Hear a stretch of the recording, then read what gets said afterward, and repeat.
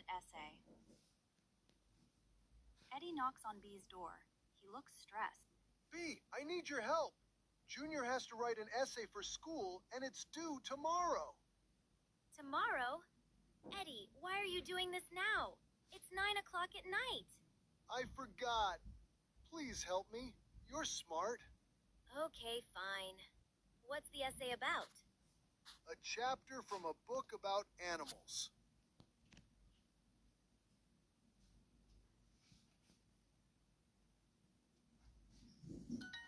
Which book? I don't remember the name. It has a blue cover. There's a bear on it, I think. Eddie, that is not useful information. Go home and get the book. Now! Hurry up!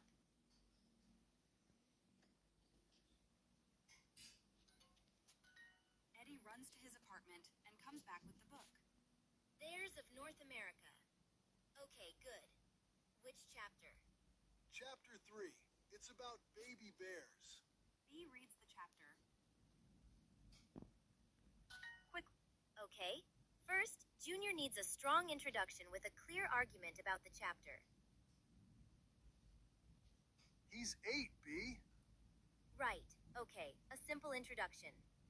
Then 3 paragraphs analyzing how baby bears learn from their mothers. He's 8, B. Fine. 2 paragraphs. But he still needs a conclusion about the author's message. After an hour, Eddie reads the essay out loud. It sounds very advanced. B, this is really good. But Junior's teacher is going to know he didn't write this.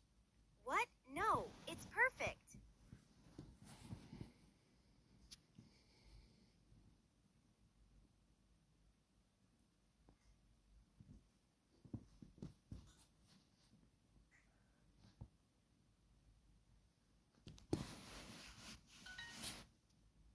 It has the word incorrect in it.